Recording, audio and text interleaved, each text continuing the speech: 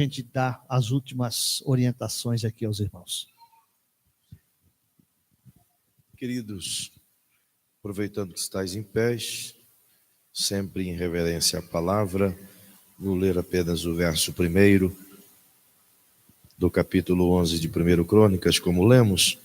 Diz: todo Israel se ajuntou a Davi em Hebrom, e disse: somos teus ossos e a tua carne. Amém. Obrigado. Sente-se, por favor.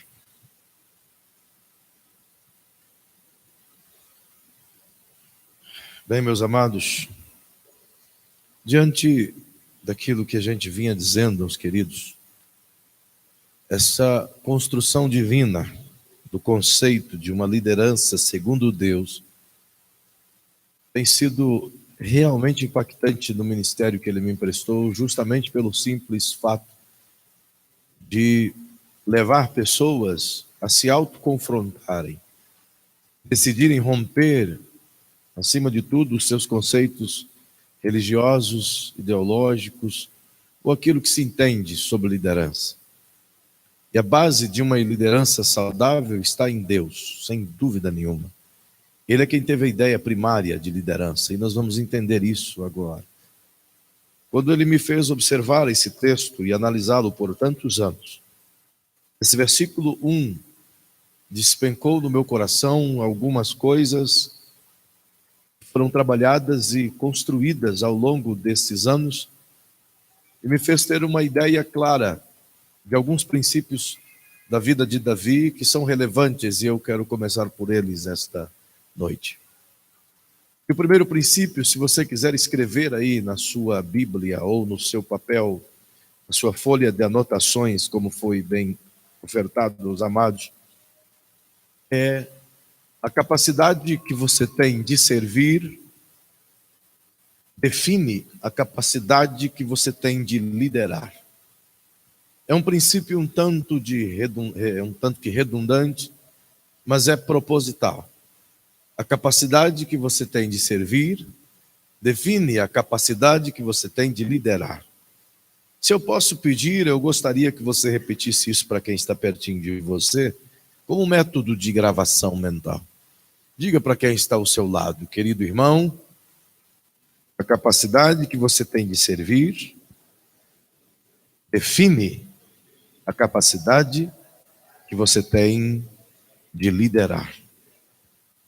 Disse a vós outros que esse primeiro princípio que Deus balbuciou o meu coração a respeito da vida desse grande líder Davi tem esse princípio de redundância, justamente porque eu repito nessa frase duas palavras iguais.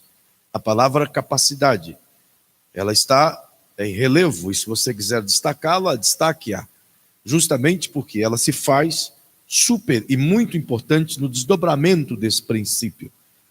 Ela está em relevo justamente porque é preciso compreender que todas as pessoas que estão aqui, segundo Deus, segundo a ideia divina, segundo o conceito de Deus de liderança, ao serem geradas, ao serem formadas, não foram através de um acidente ou coisa parecida, mas foram estritamente pensadas, construídas, desenhadas para um fim em específico.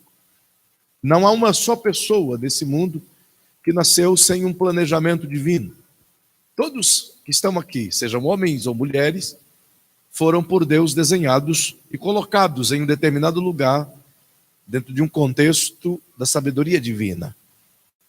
Eu tenho entendido, através de algumas respostas do Senhor, o quanto é importante conhecer o coração de Deus desde o início de suas ideias. Certo dia eu questionei o Senhor, dizendo: até quando o Senhor ainda aguardará mais e mais coisas para que busque a sua igreja, para que possamos ser arrebatados e conclua todo o plano? E ele disse-me: até que o último ser humano, o último homem, e quando ele disse homem, ele usou exatamente o ser humano, tenha nascido. Eu digo: por que isso, Senhor? Ele disse: porque há um número específico de filhos que hão de nascer. Como pode ser isso? Perguntei. Ele disse: quando fiz Adão, Eu não o fiz de forma aleatória, eu fiz de forma planejada. E ele fez dentro de um arquétipo de infinitude, mas no seu coração, na sua ideia, dentro de um planejamento. Quando você, por exemplo, pega qualquer semente de qualquer fruta, e essa semente, uma vez utilizada, plantada, ela vai nascer e vai gerar novas outras sementes. Fiz há pouco tempo um experimento com um caroço de milho, e distribuí a toda a igreja, onde cuido, para que eles pudessem perceber o poder da fé. E distribuí esse caroço de milho e disse a todos eles: plantem. Eu quero que você planta, rega, cuide desse pé de milho até que ele produza. E muitos fizeram isso. Durante 3 meses cuidaram do pé de milho, plantaram e tal, e regaram, adubaram, alguns mais inteligentes fertilizaram, protegeram. Um irmão em especial, de um caroço, saiu 2 tendões, e desses tendões, 4 espigas, e a menor das espigas deram 376 sementes. Ao todo, uma semente gerou 4 espigas, que somadas deram 1.480 e poucas sementes.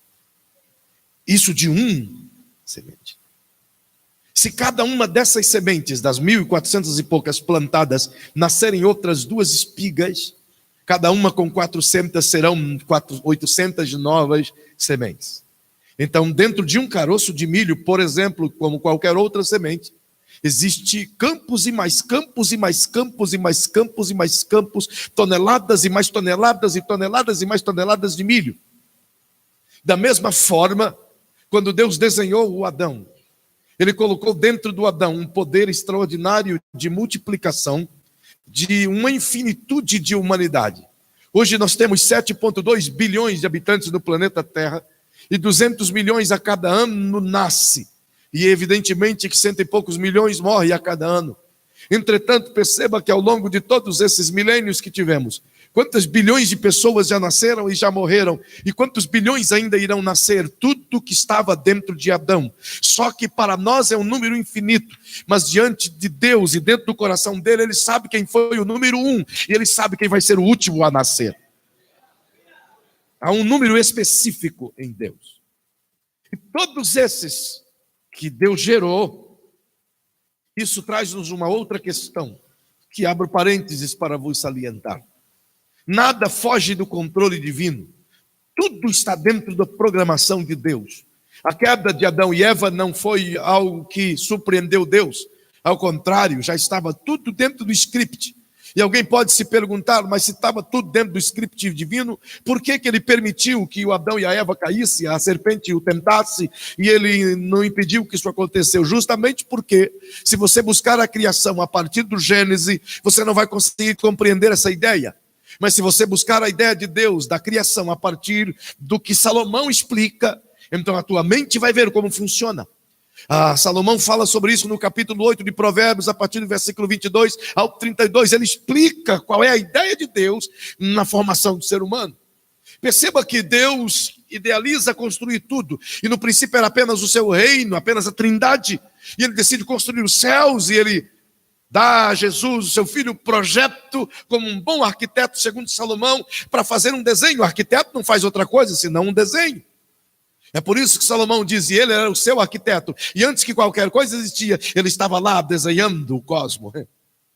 Perceba que enquanto Jesus faz o projeto de como será o reino dos céus, ele o faz em 2 linhas imaginárias. Pense comigo, 2 linhas imaginárias. A linha de cima está o eterno, o imutável, o espiritual, o reino celestial, onde 24 anciões, 4 seres viventes, arcanjos, anjos e querubins e tudo mais. Então ele decide fazer nessa primeira linha a perfeição, que adorará o divino, mas decide desenhar uma segunda linha, que é o cosmo físico, humano, onde colocará a terra, as constelações e tudo que existe. É um desenho, é uma planta. Enquanto Jesus está fazendo essa planta em consonância com o Pai, em consonância com o Espírito Santo, é apenas um desenho. E na reunião que eles fazem consigo mesmo, e você percebe que Salomão denuncia essa reunião, enquanto eles estão reunidos consigo mesmo, e vendo a planta, o desenho do qual será a construção de tudo isso que existe, óbvio, eles sabem que em algum lugar daquele desenho, alguém que está na linha de cima vai se rebelar e não vai haver guerra, porque Deus não precisa, pois se achou iniquidade, automaticamente cai do céu à terra. Ele não precisa guerrear com ninguém. Se alguém pensa que Deus levantou de seu trono com a espada flamejante e disse: eu te expulso daqui, nada, Deus não disse nada. E não bastou, quando a intenção da maldade nasceu no coração de Satanás, ele foi debilitado do céu à terra, porque no céu não cabe maldade. Então no desenho está aqui, Jesus diz: alguém que ainda não nasceu, que ainda não formamos, vai se rebelar no futuro e vai promover uma derrota muito grande aqui, na segunda linha, no mundo físico. Então eu perguntei: mas Senhor, é um desenho, por que tu não apagaste e fizesse de novo? Era só um protótipo ainda. O arquiteto faz um desenho, ele pode apagar aquilo que vai dar errado e faz outro desenho para nascer perfeito. Não é verdade? Então respondeu-me o Senhor: como poderia apagar aquilo que já existia dentro de mim? É por isso que você não é um acidente. Quando Jesus está desenhando um projeto, nós já nascemos dentro dele. E o Senhor já nos amou enquanto éramos ainda um desenho, quando éramos ainda fora de imagem, quando era apenas ainda um sonho. Ele nos amou e Ele disse: eu vou resolver o problema. Eu poderia apagar e fazer de novo, mas eu os amo tanto que não posso apagá-los. Eles não nasceram ainda, mas eu já os amo. Então vai acontecer o seguinte: eles vão nascer e eu vou morrer e vou livrá-los disso tudo, para salvá-los disso tudo. Isso é amor. Isso é um projeto. Há um número em específico. Então chacoalhe o ombro de quem está ao seu lado e diga: você não nasceu por acaso. Ele planejou você. Não há uma só pessoa aqui esta noite que não tenha nascido e formado pelo gene de pai e mãe que se uniram, como você conhece todo o projeto, e eu não vou aqui relatá-lo, que não tenha nascido dessas duas pessoas que se uniram, e as duas virtudes, defeitos, qualidades e falhas se uniram e formaram uma nova pessoa. E nessa nova pessoa, tudo aquilo que está dentro dele ecoa no exterior como uma capacidade dada por Deus. Do que está dentro de você, uma capacidade inata. Todo ser humano nasce com uma capacidade inata. Todo ser humano. Não há ninguém que nasce sem nada. Qualquer ser humano nasce com uma virtude, com uma capacidade. Uns nascem com aptidão para lidar com células. Outros nascem com aptidão para lidar com materiais. Outros nascem com aptidão para escrever. Outros nascem com aptidão para tocar. Outros nascem com aptidão para cortar cabelo. Outros nascem com aptidão para tirar fotografias, para fazer biologia. Outros nascem com aptidão para construir prédios. Outros nascem com aptidão para cuidar de pessoas. Outros nascem com aptidão para ser mecânicos. Outros nascem com habilidades para construir coisas. Mas o certo é que todos nascem com um dom. Dom não, com uma habilidade. Todos nascem com uma habilidade. Diga para quem está ao seu lado: todos nasceram com uma capacidade. Escreva isso. Eu nasci com uma capacidade. Há pessoas que conseguem crescer nisso tudo e aprender mais coisas, mas ele nasce com uma aptidão. Eu conheço um médico aqui em Itajaí, meu amigo, chama Fabrício. Esse médico é um neurocirurgião muito bem sucedido, e há 2 anos atrás eu estava pregando na região e fui jantar na casa dele, e ele disse: finalmente vou realizar o meu sonho. E eu digo: qual é o teu sonho? Ele diz: eu vou parar de clinicar. Completei 40 anos, construí tudo o que eu precisava, mas agora eu vou fazer o meu sonho acontecer. Eu digo: como você pode ser um neurocirurgião bem sucedido num país que falta médico, parar de fazer para fazer outra coisa? E o que é essa outra coisa? E ele diz: eu vou abrir um restaurante e eu vou ser chefe. Eu digo, eu não acredito nisso. Ele diz, eu sonho desde criança em cozinhar. Eu nasci para cozinhar. Você gostou do jantar? Eu disse, amei. Foi eu que fiz. Eu nasci para isso. Eu disse, mas você é um médico de sucesso. Ele diz, eu sou porque meus pais quiseram que eu fosse. Mas o que eu quero mesmo é cozinhar. Nasci para cozinhar. E ele diz, agora eu não preciso mais do dinheiro da cozinha. Então eu vou cozinhar no meu restaurante, mas eu também vou cozinhar para ajudar as pessoas. Eu amo cozinhar. Todos nascem com aptidão. Você está falando com uma pessoa talentosa ao seu lado. O problema é que vivemos no mundo capitalista e não exploramos aquilo que a pessoa nasce, mas exploramos aquilo que ela pode ganhar dinheiro. Nenhum pai olha para o seu filho e diz, filho, você vai ser o que você quer ser para ser um sucesso. Mas o pai olha para o seu filho e diz, filho, você tem que encontrar uma profissão que te dê dinheiro. Não é verdade? A nossa motivação não é em torno daquilo pelo qual as pessoas nasceram para ser. A nossa motivação é em torno daquilo que vai fazer elas prósperas. E esquecemos que o que faz uma pessoa próspera não é o quanto dinheiro que ela ganha, mas é o quanto de satisfação aqueles que são atendidos por ela têm. Perceba que se todos nascemos com a capacidade, essa é uma ideia divina. E essa é uma ideia de liderança. E você encontra o conceito de liderança divina não novamente nesse mesmo texto. Esse texto é a base para esses princípios. Mas o conceito de liderança divina é encontrado no projeto de Deus para a humanidade. A saber, Gênesis capítulo 1, versículo 26. E disse Deus, façamos o homem, a nossa imagem, conforme a nossa semelhança, e domine ele sobre os peixes do mar, sobre as aves do céu, sobre os animais domésticos, sobre tudo que se arrasta e sobre toda a terra. Essa é a ideia de Deus sobre liderança. Tudo que você quer saber sobre o início do homem está aqui, no coração de Deus. Agora perceba como Deus explica isso. O começo do versículo é, e disse Deus, façamos. Então poderia ter dito, e disse a Trindade, façamos. Quando diz Deus é porque ele está em consonância com o Filho e com o Espírito Santo. Façamos. E a palavra utilizada para a ação do fazer é a palavra Adam. E a palavra Adam é a palavra humanidade. Homem, mulher. Então Gênesis 1:26 é Deus dizendo, façamos o homem e a mulher.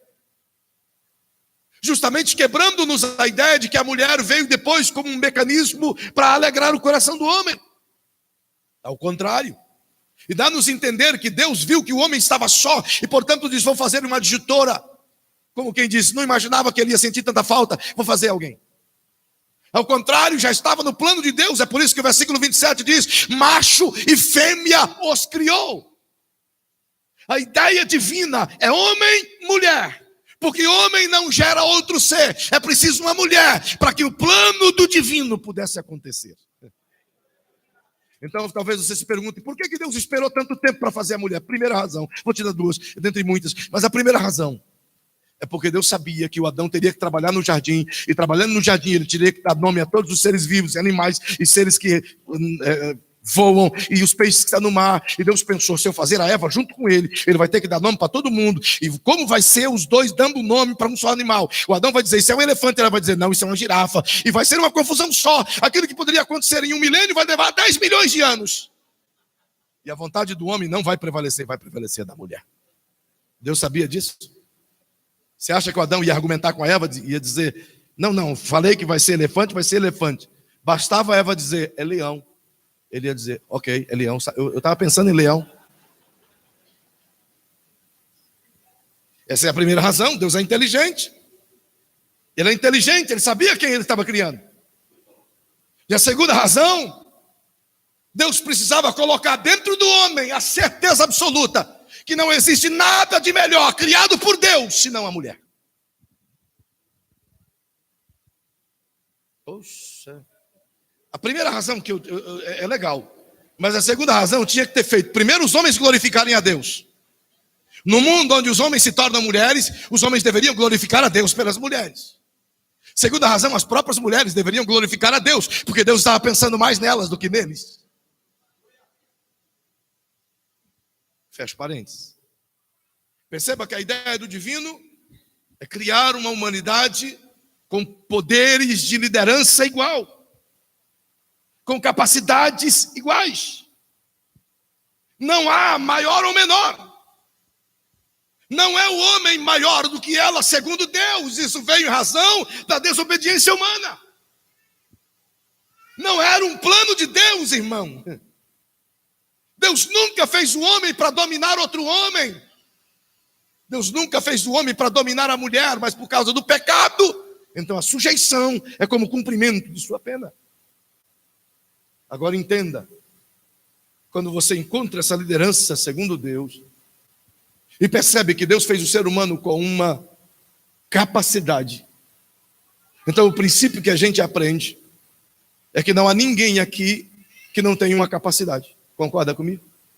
Olhe para quem está ao seu lado, veja se essa pessoa é burra ou tem uma capacidade. É uma pessoa inteligente, é uma pessoa capaz, é ou não é verdade? Tem alguém aqui que pensa tanto quanto esse banco? Tem alguém aqui que é tão inteligente quanto essas cadeiras pretas? Claro que não.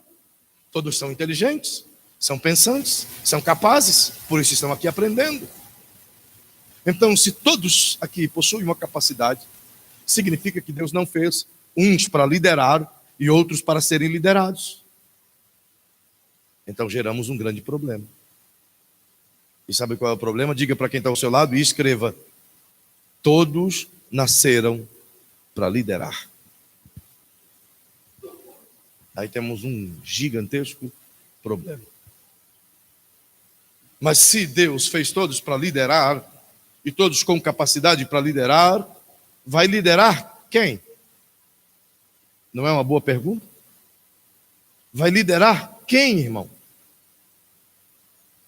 Dá uma olhadinha para quem está pertinho de você e diga: se eu sou um líder, e você é um líder, e teu vizinho é um líder, e teus parentes são líderes, vamos liderar quem?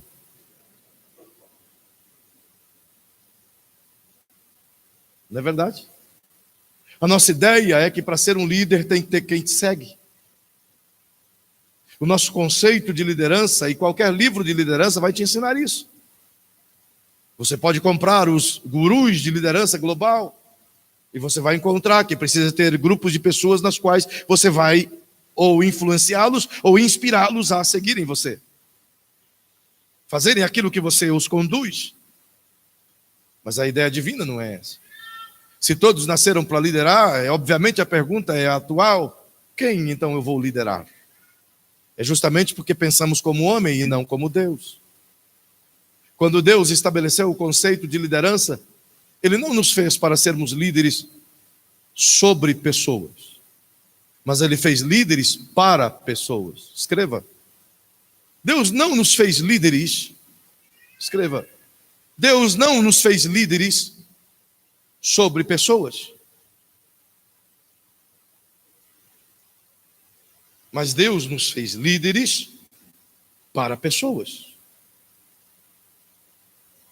A ideia humana é uma liderança sobre pessoas. Lideramos sobre um grupo. Coordenamos um grupo. Comandamos um grupo. Estabelecemos um conceito de autoridade sobre um grupo.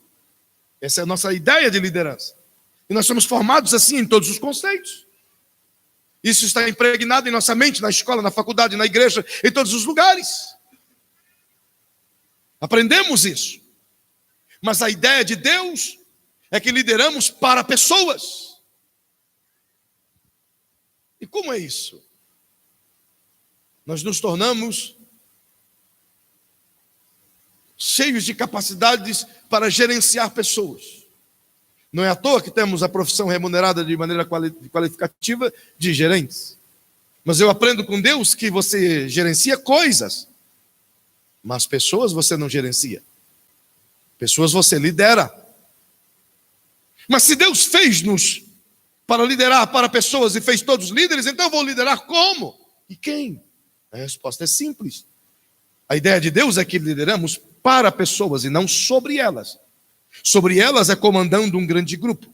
Mas como Deus te deu uma capacidade, e essa capacidade está em você, e ela precisa ser desenvolvida por você, Ela precisa ser acrescida por você. Ela precisa ser maximizada por você. Ela precisa ser potencializada por você. Até que você se torne um excelente naquela capacidade. Até que você torne um líder naquela capacidade. E quando você se tornar um líder naquela capacidade, você tem uma capacidade específica. E você é um líder naquela capacidade. Eu tenho uma capacidade específica. Eu me tornei um líder naquela capacidade. Mas a minha capacidade não é a sua capacidade. Então a minha capacidade vai servir a tua capacidade. E a tua capacidade vai servir a minha capacidade. Eu não sou mecânico, mas eu tenho um líder que é mecânico e ele resolve o meu problema, mas eu sou pastor e ele não é pastor, eu resolvo o problema dele que não é pastor. Deus fez líderes para servir líderes. Eu me torno um líder quando eu estou disposto a utilizar aquela capacidade que Deus me deu para servir o meu próximo. Você encontra isso de maneira abundante nos contextos bíblicos. Olha o que Deus faz. Tem um exemplo clássico de junção de pessoas. E é maravilhoso perceber como ele faz isso. Ele trabalha conceitos que a gente desconhece. Ele faz de Jacó um pai de multidões, mas faz de José um libertador de fome de multidões. Ele utiliza a mazela de um para promover a liderança de outro, para destacar a liderança de outro. Ele permite que um Israel seja cativo para cumprir uma promessa feita a Noé, mas no meio de todo esse contexto, ele desconstrói um Moisés que estava perfeitamente construído, e leva 40 anos para arrancar de dentro de Moisés tudo aquilo que ele era.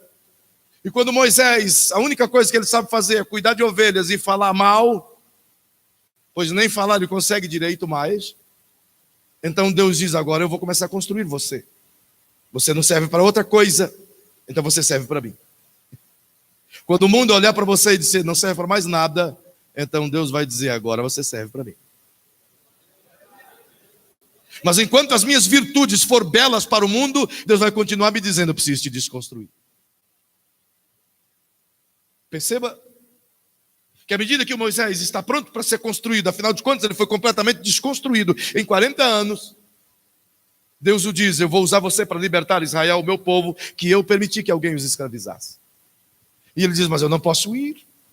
Eu acho lindo o que Deus diz. Deus diz: olha, eu vou com você, o meu poder vai com você. Minha graça vai com você.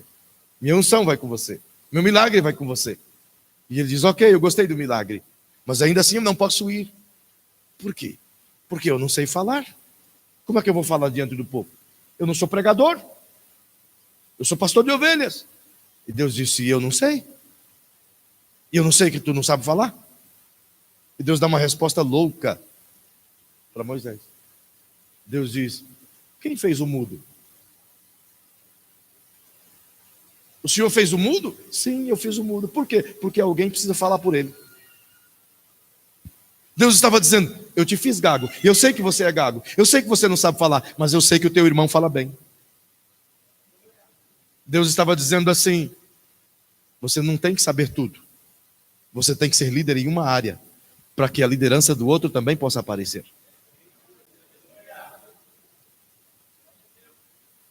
A ideia de Deus é que todos se sirvam e seja um conjunto de servidão. Deus não nos fez para estar sobre pessoas, mas Deus nos fez para servir pessoas no mesmo nível de servidão. O conceito de liderança de Jesus é diferente do nosso. Em Mateus no capítulo 20, Jesus disse, questionado pelas pessoas, ele disse: o Filho de Deus, o Filho do homem, não veio para ser servido, mas ele veio para servir. E nós temos a ideia de servir enquanto que as pessoas nos sirvam, então somos honrados. Mas a ideia de Deus é que a gente os sirva pelas nossas virtudes. É por isso que nós geramos um grande problema. Nós criamos o conceito de liderança no ministério como um conceito exclusivo de liderar sobre pessoas. E quando na verdade construímos esse conceito, nós limitamos o acesso de Deus aos lugares públicos de profissionais. Nós não temos bons médicos, pastores. Nós não temos bons juízes, pastores. Nós não temos bons advogados, pastores. Nós sofremos com os maiores campos de concentração de pessoas que não conhecem a Cristo, são os lugares públicos, porque falta agentes de Deus profissionais de qualidade dentro dos lugares públicos. Por quê? Porque colocamos o ministério simplesmente como uma profissão, e a verdade, Deus está dizendo, você não precisa deixar a sua profissão para ser um ministério, o teu ministério é a tua profissão. Se Deus te fez um mecânico, você tem que ser um excelente mecânico, para que enquanto você resolve o problema de alguém que não é mecânico, você utiliza a tua profissão para falar do amor dele para aquela pessoa que não é mecânica. É por isso que tem uma multiplicidade de profissões, para que um sirva ao outro. E a gente criou os conceitos do capitalismo dentro das profissões. E perceba como isso é perigoso. Nós analisamos as coisas da seguinte maneira. Nenhum pai olha para o filho, eu desafio. Não há um pai, um só pai aqui que chega no filho, abraça o filho e diz assim, filho, eu declaro sobre a tua vida que tu vais ser gari. Tem? Tu vais ser um big de um lixeiro. Rapaz, olha, tu vai varrer rua como ninguém. Já viste isso? Já viu alguém liberar sobre o filho? Eis que te digo, tu serás um grande catador de lixo. Já viu, pastor Giovanni? Ninguém faz isso. Mas todo pai olha para o filho e diz, eu queria que você fosse um bom médico. Por quê, pai? Porque médico ganha 40 mil por mês. Eu queria que tu fosse um big de um advogado, eu queria que você fosse bam, bam, bam. É a ideia de todos nós. Porque na nossa visão, na nossa ideia, a capacidade é para ganhar dinheiro e não para servir pessoas. Mas a ideia de Deus, a capacidade dada, não é para você enriquecer com ela, é para você servir aqueles que estão ao seu lado com ela. É claro que o benefício dele virá pela servidão que tem. É por isso que nesse conceito vos pergunto, qual é mais importante? Um gari ou um médico? Pergunta aí para quem está ao seu lado, qual é mais importante? Um gari ou um médico? Fala que é gari para ver. Aí tu vai dizer, eu vou dizer para você, vai ser gari então. Na verdade, todos nós, no conceito que temos, vai dizer médico. Mas fica uma semana sem o gari passar na tua casa e recolher o lixo. Fica. Deixa essa cidade ficar um mês sem a coleta de lixo. Já pensou nisso? A quantidade de podridão. Imagine o estado inteiro, um mês, sem os coletadores de lixo. Já imaginou a quantidade de doenças? Então o médico é tão importante quanto um gari. Mas o que nos faz querer ser médico não é o fato de salvar vidas, é o fato do quanto ele ganhar salvando vidas. Porque salva vidas igual o gari também o faz. Mas ele ganha 10, 20, 30 vezes menos do que um médico. Mas se você for na Holanda, você vai ver que um gari ganha mais do que um médico. Porque eles entendem que o gari prevê a vida, previne a vida, e o médico trata daquilo que não deveria existir. A doença. Na ideia de Deus, a minha capacidade é para servir o Lucas. A capacidade do Lucas é para servir naquilo que me falta. Então olha para quem está ao seu lado e diga, liderança, na ideia de Deus, é que a minha capacidade resolva o seu problema. E que a sua capacidade resolva o meu problema.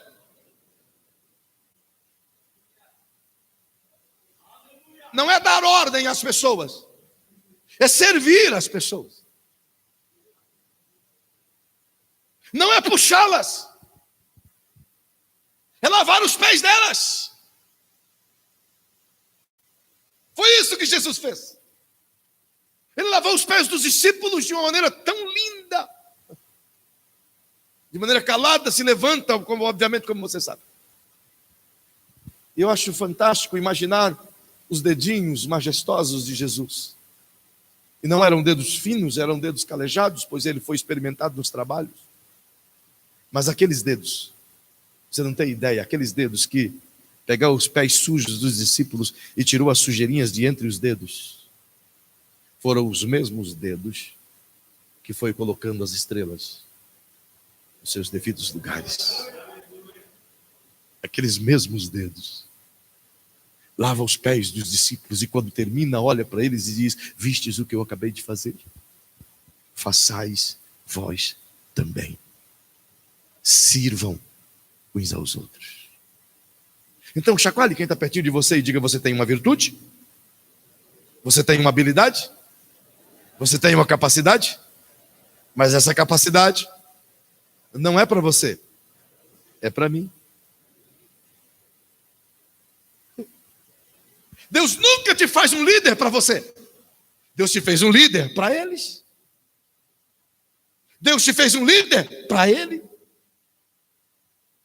Quando a gente entender isso, todos vão ter o mesmo valor. Aí o apóstolo Paulo vai conseguir impetrar dentro de nós aquilo que ele disse aos Filipenses: cada um considere os outros superiores a si mesmo. Então eu vou olhar para o meu irmão e vou me sentir menor do que ele, vou servi-lo. Mas na nossa ideia, o irmão que se vire, o irmão que me sirva. Nós servimos aqueles que nos interessam, que nos abençoam. Mas a ideia de servidão é servir aquele que não pode fazer nada por você. Essa é a ideia de Deus. É o conceito de liderança. Ao longo desses anos todos, ministrando em muitos lugares, somente na África, Deus me deu o privilégio de estar em 19 nações ensinando liderança e aprendendo com eles liderança. E se tem um lugar que eu aprendi servidão, foi no continente africano. Como eles aprenderam esse conceito de Deus mais rápido do que nós. Isso me fez completar uma ideia do que é liderança. E eu gostaria de pedir a você que você escreva, por favor. Escreva: o que é liderança? A partir dessa pergunta que vos fiz, eu queria que você se dirigisse a alguém e pedisse para essa pessoa responder essa pergunta. O que é liderança? Escreva aí, já que essa pessoa te perguntou, escreva na sua ideia o que é liderança. Eu vou terminar por aqui, porque as horas já acabaram. Mas em 5 minutos, eu só peço 5 minutos, só 5 minutos, tá bem? Só 5 minutos. O que é liderança? Escreva aí no seu papel o que você acha que é liderança. Essa pessoa te respondeu, te perguntou. Então escreva aí, na sua ideia, o que é liderança. Eu acabei de vos dizer, bagunçar sua cabeça. E você vai dormir à noite pensando nisso tudo. Meu Deus, acabou com tudo que eu tinha construído. É para isso que eu vim. É para isso que eu estou aqui, para fazer você pensar. Para inspirar você. Eu não quero que você coma aquilo que eu te dou. Eu quero que você ouça aquilo que eu ensino. E se você achar que é de Deus, você suga para dentro de você. Respondeu o que é liderança? Eu vos disse que todos nasceram para ser líderes. Eu vos disse que o mundo tem uma ideia avessa de liderança segundo Deus. E essa ideia é a ideia de Alexandre. Na verdade, nem é de Alexandre, é de Aristóteles, nem é de Aristóteles, é de Platão. Platão teve a ideia de que o mundo deveria ser dominado por um conceito de liderança. Então Aristóteles entendeu isso e catequizou essa ideia e transmitiu a Filipe. E Filipe pegou e mandou ele transmitir a Alexandre. E disse a Alexandre: você deve libertar o mundo de suas ideias e catequizá-los de forma que eles possam ser livres para pensar igual os gregos pensam. E possam ter líderes igual os gregos têm líderes sobre eles. Essa é a ideia. Então somos líderes segundo Alexandre.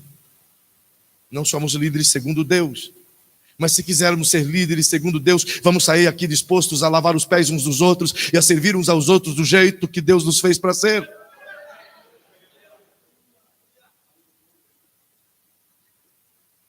Perceba. Já respondeste aí o que é liderança? Ao longo desses anos todos, o Senhor construiu em mim um conceito. E esse conceito, a partir da vida do Davi, tem identificado dentro dos 3 personagens que vos citei no primeiro momento. Então escreva aí: liderança é. Você não vai encontrar isso em lugar nenhum nesse mundo. Diga: liderança é, ou escreva: liderança é a decisão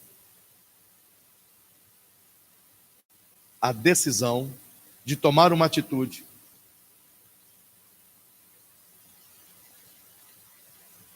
motivada por um desejo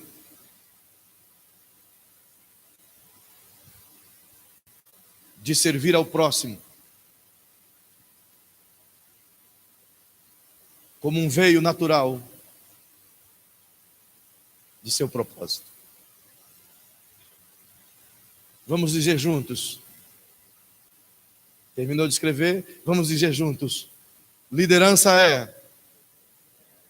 Todos juntos, todos juntos. Liderança é a decisão de tomar uma atitude motivada por um desejo de servir ao próximo, como veio natural de meu propósito. Outra vez, vocês todos juntos. Liderança é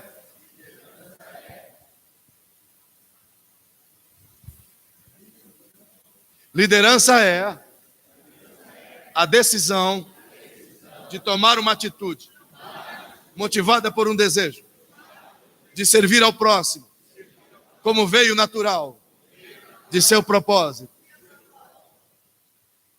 Meus 5 minutos estão acabando, mas escuta isso. Primeira palavra que você deve grifar dentro desse conceito: decisão. Tudo começa com uma decisão. Para você começar o seu dia, você tem que tomar uma decisão. A de abrir os olhos. A de levantar. E desse momento em diante, a cada minuto, você vai ter que tomar decisões. Nada na vida é sem decisão. Tudo é decisão. Para você casar, você tomou uma decisão. Para você estar aqui hoje, você tomou uma decisão. Para você se inscrever, você tomou uma decisão. Para você ser um líder, você vai ter que tomar uma decisão. Portanto, essa palavra é super importante, você não pode esquecer ela.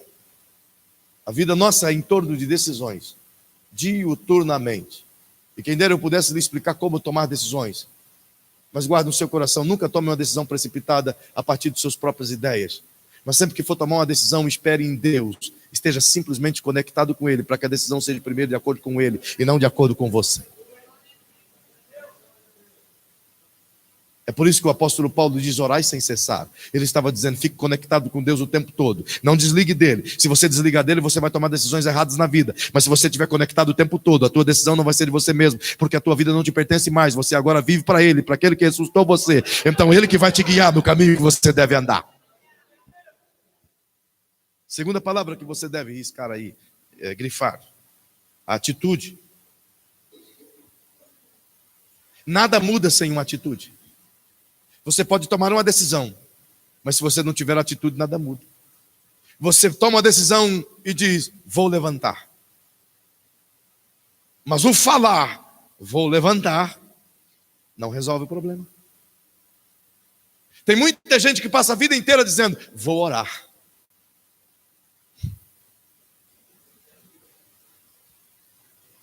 Não é verdade? Mas não resolve o problema. E se tem uma coisa que Deus está cansado é de ouvir promessas. Ele está cansado disso. Certo dia ele disse a mim, eu disse: Senhor, me espere no mesmo horário amanhã. Ele disse: que horário? Eu disse: às 5 da manhã, lá na igreja. Eu vou estar com o Senhor, eu quero orar, eu quero te buscar, eu quero te amar, eu quero estar contigo. E ele disse a mim assim: pare com isso. Não me fale mais nada. E eu digo: por que, Senhor? E ele diz: não prometa aquilo que você não faz. Porque todas as vezes que você diz que vai estar lá às 5 da manhã, eu vou e te espero lá. Mas você não vem. Eu disse: não, Senhor, tu és Deus. Eu posso ir te esperar. Mas tu me esperar. Tu és Deus. Tu és Senhor do cosmos. Como é que tu vai lá ficar me esperando e ficar decepcionado porque eu não fui? Tu está em todos os lugares. E ele diz: eu estou em todos os lugares. Mas quando um filho meu quer ficar a sós comigo, eu desço aonde ele estiver. Como eu tenho entendido Deus desse ponto. Ele ama esses momentos. Ele ama te revelar coisas. Ele ama conversar com você. Ele ama. O grande problema é que a gente ora o tempo todo falando com ele, pedindo, e nunca ouvindo ele. E se tem uma coisa que ele ama, é ensinar. É por isso que você vai ouvir sempre Jesus gostar de ser chamado de mestre. Todas as vezes que alguém chamou ele de mestre, ele parou, porque ele gostava de ensinar. E todo professor gosta de ser chamado de professor, gosta de ser chamado de mestre. Quer chamar a atenção de Jesus, chama ele de mestre. Ele vai entender que você é um aluno e que você quer aprender. Então ele vai parar para te ensinar. Aleluia. Cative ele. Cative ele. Como ele quer te ensinar, me ensinar coisas grandiosas. Então tenha uma atitude. Para de fazer promessas. Para de dizer a ele que vai mudar. Para de dizer a ele que vai ser mais servo. Para de prometer que você vai amar os irmãos. Para de prometer que vai ser leal. Para de prometer e comece a tomar atitude. Não adianta fazermos planos, mas não agirmos em torno dos planos. Fazemos uma agenda para tais anos, todos os fins de anos. Senhor, esse ano eu vou emagrecer 10 quilos. E Deus disse, sei. Eu sei. Senhor, eu te prometo, a partir de agora, o Senhor vai correr comigo, hein? Todo dia eu vou caminhar lá no parque 2 voltas. Deus disse, quem te viu, quem te vê. Faz 5 anos. Não só olhei para ele. Uma mera coincidência. Atitudes. Eu tive um infarto em 2016, um pequeno infarto. Estava embarcando para a Índia. E quando deu esse problema, tivemos que parar tudo, mudar a viagem. E tratando, e nada resolvia, e tratando. Então um dia eu estava orando desesperado, e a minha pressão sempre 19, 20, 19, 20, e eu precisando baixar, e dizendo, Deus, Deus, Deus, Deus, Deus, eu não quero ficar dependente de remédio, Deus, Deus, Deus. E ele disse assim, por que está clamando a mim? Eu digo, porque tu é Deus. Ele disse, tu não faz o que teu médico mandou, vem clamar a mim para quê? Na hora de comer tu come igual um cavalo. Tu não levanta para correr, para andar 10 minutos. E tu vem querer clamar a mim? Faz a tua parte que eu faço a minha. Meu irmão, pensa num chacoalhão. Então eu falei, quer saber, Senhor? Eu não diminui minha comida não, é verdade, isso eu ainda estou pecando. Mas eu passei a correr. Eu perdi 12 quilos em 9 meses. A minha pressão hoje mantém 14, 15. Já está muito legal. E eu vou continuar, porque ela vai chegar nos 12. Eu tenho que fazer a minha parte. Então chacoalha quem está pertinho de você e diga, eu tenho atitude.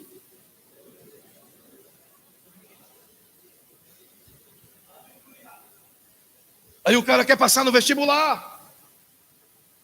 Quer se tornar um grande profissional. Eu conheço pessoas que têm 40 anos, 40 e pouco como a minha idade, e diz, um dia eu vou falar inglês. E eu pergunto, você já estudou, já matriculou? Ele diz, cara, é difícil demais, mas... Como vai aprender? Se prepare, invista em si mesmo, leia mais, tenha atitudes. É impressionante como a atitude é poderosa. Pastor Danilo, acho que vai falar muita coisa sobre isso, mas eu vou deixar para amanhã. Perceba a outra palavra que está dentro de você aí, que nós acabamos de escrever. A primeira palavra tão importante é a palavra motivação. Não. O que eu disse para você de imediato, que precisamos acordar pela manhã? Decisão. Então chacoalhe o ombro de quem está pertinho de você e diga, decida hoje. Melhor aí se diga, e tome atitude hoje. Agora grife a terceira palavra, motivada. Grife essa palavra. Algo tem que nos mover. Algo tem que nos motivar. Se você conversar com Jesus, por exemplo, em Marcos, no capítulo 1, você vai encontrar Jesus indo na casa da sogra de Pedro e curando-a, e dizem que é por isso que o Pedro negou Jesus. Tinha nada que curar a sogra, mas foi Jesus lá e curar. O Pedro diz, deixa estar.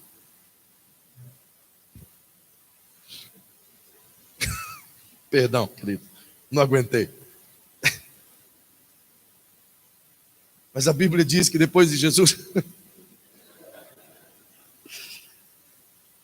Depois de Jesus curar milhares de pessoas, ele levantou-se de madrugada e foi orar nos montes. Então as pessoas foram lá e começaram a procurar por ele na casa de Pedro. E o Pedro levantou-se e foi até onde Jesus estava. E disse: Jesus, as pessoas te procuram. E Jesus olhou para Pedro e disse: Pedro, vamos para outra aldeia. Há muitas pessoas que eu ainda preciso falar as boas novas, pois foi para isso que eu vim. Se você perguntar para Jesus: por que o senhor acorda todo dia? Ele ia dizer: porque tem pessoas para me salvar. Então, eu queria que você perguntasse para quem está pertinho de você. Diga, qual deve ser a sua motivação todos os dias? Ganhar dinheiro? Ficar mais bonito? Casar? Ter filhos? Construir igrejas? A minha e a tua motivação deve ser todos os dias acordar pela manhã e pensar em primeiro momento a quem eu vou servir hoje. Qual é a pessoa que eu vou abençoar hoje? Qual é a pessoa que eu vou dar a minha capacidade para servi-la hoje? Qual é a pessoa que eu vou amar hoje? Essa deve ser nossa motivação. Você já pensou se cada crente das igrejas pudesse acordar pela manhã disposto e dissesse assim: a primeira pessoa que eu encontrar vai ser a primeira pessoa que eu vou dar um abraço e falar de Jesus hoje. Uau! Como o mundo seria diferente. Como as cidades seriam diferentes. Não é verdade? Motivação. O que te motiva? Eu não tenho mais tempo para falar sobre isso. Mas eu tenho tempo para pedir para você riscar mais uma palavra e depois mais uma e eu vou terminar. Grife a palavra servir. Nós nascemos para servir. Você nasceu para servir. E eu queria te mostrar isso, mas eu mostro amanhã, tá bom, pastor? Né? Você me dá 5 minutos para te mostrar isso? Só isso. Só isso. Vou te mostrar isso de uma forma virtual. Vocês estão conectados no mundo virtual. Então eu vou te mostrar isso de uma forma virtual. Qual é a ideia de Deus? A ideia de Deus é que servir seja o composto de sujeição. Todas as pessoas que se dispõem a servir, ela se submete, ela se sujeita a alguém. Quando eu me disponho a servir o pastor, eu estou me sujeitando a ele. Eu estou dizendo: você é mais importante do que eu, então eu quero servi-lo. Só que ele não pode se sentir mais importante do que eu. Ele tem que se sentir menor do que eu, então ele também vai querer me servir.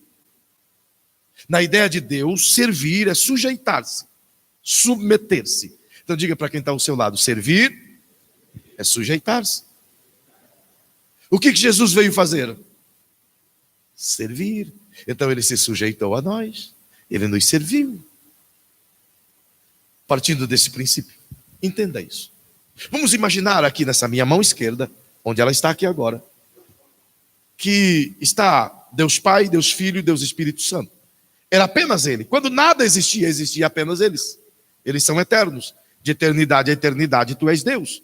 Então, quando nada existia, nem o reino dos céus e nem o reino na terra, havia a Trindade. Então, Deus Pai, Deus Filho, Deus Espírito Santo diz: vamos criar tudo? Vamos. E como vamos fazer? Vamos começar assim. É nós. Então ele disse: vamos criar o reino celestial. E criou aqui, ao lado, descendo em uma esfera, o reino celestial. E Deus disse: mas para que o reino celestial possa existir, eu vou me sujeitar a sustentá-lo com o meu poder. Então, Deus está aqui, mas se sujeita a sustentar o seu reino com o seu poder. Então ele diz: mas vamos criar mais coisas além do reino espiritual. Vamos criar o cosmo. Então ele vem e cria o cosmo. E diz: ok, criamos o cosmo, mas vamos fazer algo. Vamos pegar os anjos, os seres criados que estão no reino, no qual nós estamos servindo eles, e vamos colocá-los para servir o cosmo. É por isso que a palavra de Deus diz que Deus sustenta tudo que Ele criou pela palavra do seu poder. E tudo que Ele criou é servido para administrar a terra e o cosmo que Ele mesmo criou. Então Ele se sujeita a sustentar os seus anjos, a servir os seus anjos, e faz com que os seus anjos se sujeitem a servir as estrelas e o cosmo. Então Deus diz: ok, no cosmo vamos criar a terra dentro desse universo. E Ele cria a terra e coloca a terra sujeita ao cosmo. Ela depende do cosmo, mas coloca o cosmo sujeito também à terra. Então ele diz, vamos criar na terra, colocar o sol e a lua para dar vida à terra. E ele coloca, portanto, a terra sujeita ao sol, dependente do sol. E coloca, portanto, o sol para servir a terra com a sua luz. Ele coloca a lua sujeita ao cosmos, mas coloca a lua para servir a terra com a sua luz. Então ele diz, vamos criar na terra agora, e os anjos vão cuidar de tudo isso. Vamos colocar as coisas vivas. Vamos começar pelas árvores e pelas águas. Então ele cria as águas, que dependem do sol, para que ela possa se manter como água. E ele diz, vamos colocar então as árvores na terra. E ele cria as árvores, que dependem do sol, que depende da lua, que depende da terra, que vai servir o homem quando vai nascer. Então ele coloca tudo para servir um ao outro. E quando ele faz o homem, ele colocou o cosmo e os anjos para servir o cosmo. Ele colocou no cosmo a terra e os anjos para servir a terra. Ele fez na terra o sol para servir a terra e a terra para se conectar com o sol. Então ele coloca na terra as árvores para depender do sol, e o sol dá a sua energia para as árvores. Por que ele faz isso? Porque ele cria os homens e coloca as árvores para servir o homem, coloca a terra para servir o homem, coloca o cosmos para servir o homem, coloca os anjos para servir o homem, e diz, homens, agora o que vocês vão fazer? Para vocês entrarem debaixo de mim de novo e me servir, vocês vão ter que servir um ao outro. Enquanto vocês não servirem um ao outro, vocês saem da minha conexão. Vocês saem da minha conexão. Uau!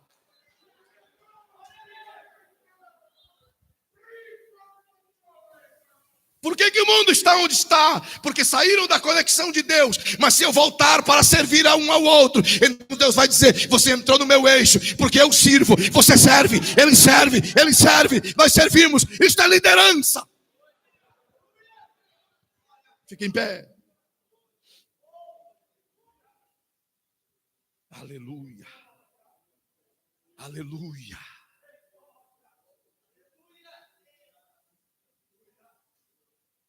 A última palavra a ser grifada é a palavra propósito, você grifa em casa. E eu utilizo uma expressão, veio. O que é veio? É a nascente, é o original, é a fonte, é de onde nasce, é o que tem dentro, é natural. A ideia de Deus, que liderança não é algo que se faz por interesse, não é algo que se faz por obrigação, não é algo que se faz por mandamento, não é algo que se faz por coação, não é algo que se faz para ganhar dinheiro. Liderança é quando eu sirvo o meu próximo como um veio natural do meu propósito. O meu propósito, por exemplo, se eu fosse mecânico, era te servir como mecânico. Se eu fosse pintor, o meu propósito era pintar a sua casa. Então eu estou te servindo com o que eu tenho. É natural para mim, não é pesado para mim, é normal para mim. Isso me dá prazer. O meu prazer não está em eu ganhar dinheiro. O meu prazer está em ver você feliz. Então a minha razão de viver é ver você sorrir. A razão de Deus nos colocar aqui é ver o nosso próximo sorrir. Você nasceu para solucionar o problema de alguém.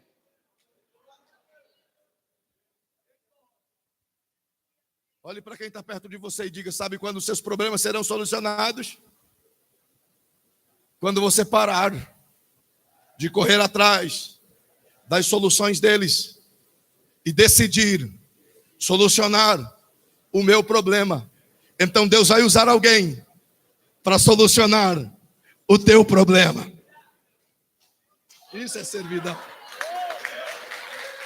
Aleluia! Isso é servidão.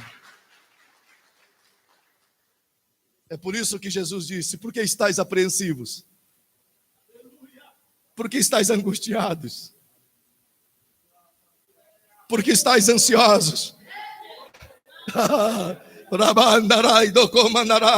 Por que estáis ansiosos? Porque está preocupado com o dia da manhã. Porque está preocupado com o que tem que comer, com o que tem que vestir, com o que tem que andar. Não sabeis que o vosso Pai sabe de tudo isso? Sirva o teu próximo e Deus vai colocar o próximo para te servir. Oh, aleluia! Oh, aleluia! Você é um líder. Você é um líder. Eu espero que o Senhor comece essa desconstrução em nós. Feche seus olhinhos, por favor. Oh,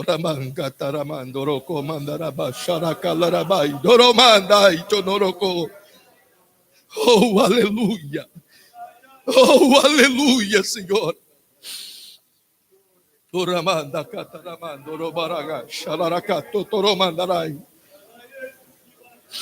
Oh, começa, Senhor, em nós a tua obra. Continue a fazer, Senhor, o que estava fazendo em nós durante todos esses anos. Continue a nos construir, continue a nos usar, continue a nos colocar no caminho que escolhestes. Continue, Senhor, a nos levantar. Continue, Senhor, aqui estão os seus valentes. Aqui está o melhor da sua terra. Aqui está, Senhor, os seus príncipes e princesas. Então usa eles com poder, com autoridade, Senhor. Que esse tempo seja um tempo de uma liderança que te ama e ama pessoas. Que te serve e serve pessoas. Eu lhe peço agora, Senhor, em nome de Jesus. Cuida de nós, Pai, cuida de nós. É o que eu te peço em nome de Jesus.